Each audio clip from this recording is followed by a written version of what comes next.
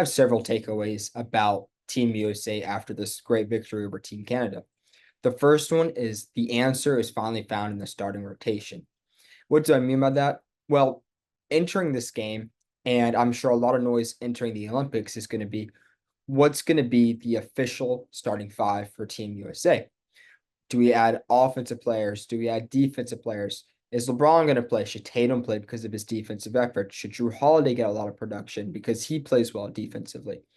And my answer to you is bring Anthony Davis in as your defensive stopper on the starting five. Obviously, it's nice to have a Drew Holiday in the backcourt, but why not address the issue in the front court as well?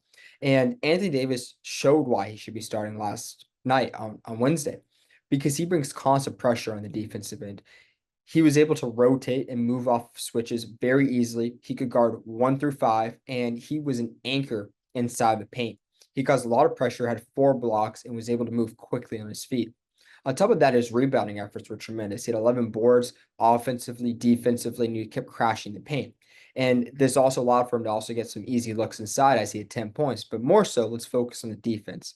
The biggest question, again, was defense. We already know how talented every player on Team USA was, but it's well, LeBron's great, but he's 39. Can he play well defensively? Devin Booker's great, but he's not known for defense. KD is great, but he's older, not known for defense. Steph is not a defender. He's a shooter. So why not address the issue in the front court? And this is no disrespect towards Joel Embiid. In the NBA, if Joel Embiid played every game last season or reached that 65 game limit of games played to win MVP, he would have won MVP. He was on another level, and he is one of the best basketball players in the NBA. Like, if healthy, he is a top 5 player in the world. It's no disrespect towards him being moved out the lineup. It's just we know that every player on Team USA brings offense to the table, but the question was defense. So why not address the defense in the starting lineup with bringing in arguably the best defender on this team and starting him? So I think Anthony Davis answered the question. Well, how do you get defense on the starting lineup? You start Anthony Davis. And on top of that, I think it'd be very fun to watch AD start with this lineup, not only because of his defense, but what would that connection with LeBron be like? We know that there's 3 players on the Celtics that were teammates on this roster and 2 players on the Lakers that are teammates. And we saw a glimpse of AD and LeBron on the court together, and they had some nice chemistry. And so with a team that was formed just several days ago and practiced for the first time about 5 days ago, we all know they're tremendous and they'll eventually blend together in terms of chemistry. But why not insert that already into your lineup by having Anthony Davis play right next to LeBron and have some chemistry firing on this roster? But mainly AD should start because of how tremendous he is defense, and he can truly change the game, especially when it comes to the Olympic basketball and the international level. Defense is very important because it's such a unique skill set that you need. Shorter court, you can knock the ball off the rim. It's harder to kind of adjust to that. So when you have a guy who's already so strong and puts a lot of effort in on the defensive end, it might come a little bit more natural to him. So I would say first thing I recognized was start Anthony Davis. My second takeaway from this game against Canada was that the second unit of Team USA will carry them to a lot of wins. And it doesn't mean, oh, Tatum and Bam Adebayo are going to front the load and score the most points, and Ant's going to get 40 a night and just carry Team USA in their second unit, but it's more so the talent level, the depth. When you look at the international play, every international team now has a stud on their starting lineup, and honestly, studs throughout their entire starting five. You look at France, Rudy Gobert, Victor Wembanyama. You look at Greece, they have Giannis Antetokounmpo. You look at Canada, just on Wednesday, their lineup was strong. They had SGA, who's an MVP player. They have Jamal Murray, who's a star in the NBA. And you can say what you want about Dylan Brooks, but he's great in the international play. He had 39 points in the FIBA game against Team USA in 2023 and led them to that 9-point victory.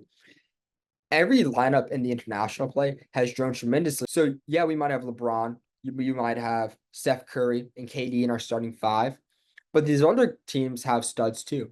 But when it comes to the second unit and that depth, that 6 through 10 roster spot, no other country compares to Team USA in that field. Not a single country, because our starting five could be a starting five on another country or for any other team, I should be saying, because it's just that talented, right?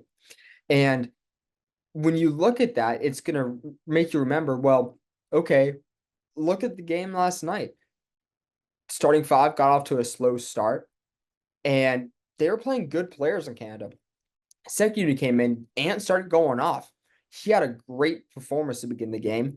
AD played well. Bam played well. Jason Tatum was going nuclear. And it's because our second five is just a step above any other second five. Like, I love Lou Dort, but when that's your six man and Team USA six man is Tatum or Ant, or whatever you want to name, that's unbeatable. And so the second unit is going to carry Team USA. You look at the points scored in the second quarter and the third quarter, our differential was sky high compared to Team Canada. We pulled away in the second quarter. They beat Team Canada by 9 points in the second quarter because that influence and that influx of scoring from the second unit. My third takeaway from Team USA playing Team Canada is that Team USA will get a lot better with time. What I mean by this is this team was formed 4, 5 days ago, maybe, and that's when they had their first practice together. All these guys are super talented. They're easily 12 of the top 30 players in the NBA, if not 12 of the top 25. You can say whatever you want, pick and choose, but they're all dominant players in the NBA, and they're all just phenomenal players. Like, no ifs, ands, or buts. But just because they're all super talented doesn't mean they're going to have instant chemistry with one another. They have to learn each other's game, learn how to adjust to one another, learn each player's niche and play style and how it really forms together. You look at the roster, there's only 3 duos, I guess a trio as well when you look at the Celtics now with Derrick White, that had been on the same team last season. That's the Lakers with LeBron and AD, the Suns with KD and D-Book, and then Boston with their 3 players. Everyone else has to still learn to obviously mesh with those duos, but mesh with each other. It's going to take time. And the fact that they won by 14 over Canada just shows that, yes, they're a good team, but they're going to get even more dominant. They beat a great Canada team by 14, and they played, 4 days together. And I'm excited to see LeBron and Curry. Like, I think that's a prime example of chemistry is going to form over time. Everyone and their brother believes, and I still believe, we all do, that LeBron and Curry would be one of the best duos in all of the NBA if they had a chance to play with each other. And you watch a game against Canada, and they didn't really mesh well with one another. They were making a few errors. LeBron had a turnover trying to find Curry at the three-point line. And it's like, whoa, that's kind of weird. They're supposed to play so well together. And they will. It just takes time. It's like, I'm sure when people were like, yo, let's put a pepperoni on pizza, it was an instant hit, right? Maybe they put too much pepperoni or too little pepperoni, or they overcooked it because they thought pepperoni would be cooked longer, or maybe they undercooked it and it wasn't perfect. But now it's one of the staples. Pepperoni on cheese pizza is the easiest, yes, please, like the easiest go-to answer when you order pizza now. And that's what's going to happen with Curry and LeBron. It's going to be the easiest. Wow, that's an unreal duo, but it takes time to perfect that craft. And I think as time goes on and as Team USA plays a few more expedition matches and practice a little bit more with each other, their chemistry is going to grow tremendously. Curry and LeBron are going to look unstoppable, and this entire roster is going to look unbeatable. Now, moving on from my observations about the Team Canada, Team USA game, I want to talk about the addition to Team USA. So Kawhi Leonard, for those who don't know, is officially off the roster as he can take some time to fix his knee, rehab his knee because he didn't feel like he was in the best shape. So they brought in Derrick White over the likes of other players, and you can make your assumptions and your arguments about who the addition should have been. And at the end of the day, I mean, it was made. Derrick White's the guy on the team, and there's nothing I can do. It's out of my control for what's going to happen. But I want to look at the actual team, right? Derrick White's joining the roster. So here's my personal evaluation of it. You look at the roster of Team USA, and the biggest question mark, as I mentioned earlier in this show, was where's the defense at, right? Who's going to be in the lineup? Who's going to play defense? We knew Drew Holiday was, but who else? We have AD, who's a great defender. We have Bam, who's a great defender. But those are front court guys. Who's going to play defense in the backcourt? You have Drew Holiday, all defensive second team last year, tremendous defender an entire career.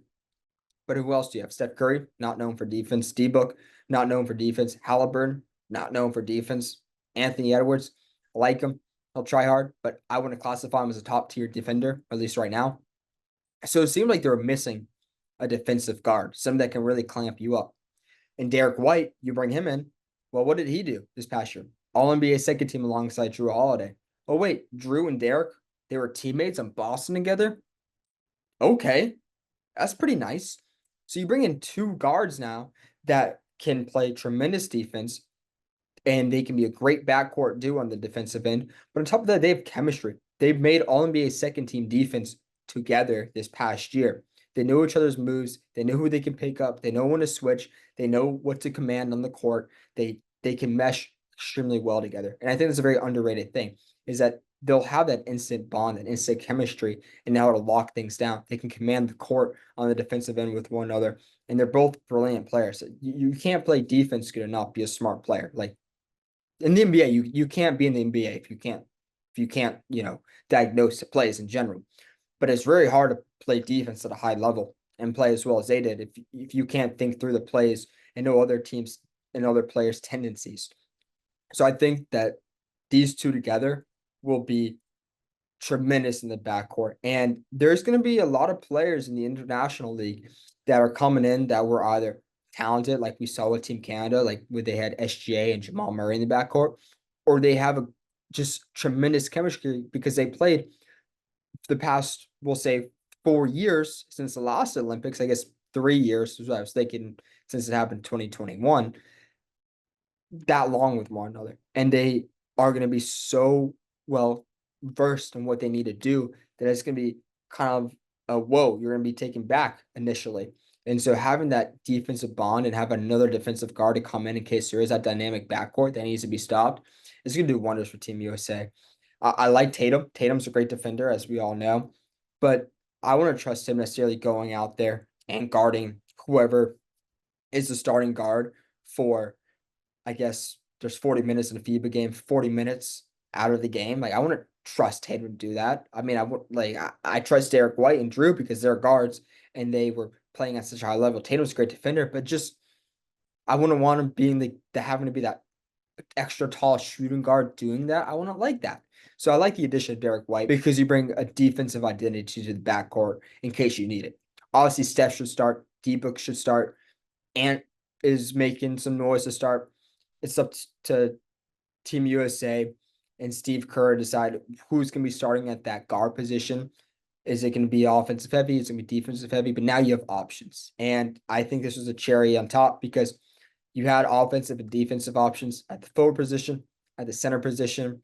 You had one defensive guard, but now you have two. So now you have an entire option of how you want to play your guards out, how you want to play your forwards and your center. So I like the move of Derrick White joining this team because of his defensive presence. Let me know your thoughts on Derrick White joining the roster and what you think his impact will be. Thanks for listening. I appreciate you guys from the bottom of my heart. Thank you for watching. Please subscribe if you haven't. And I look forward to seeing you guys again.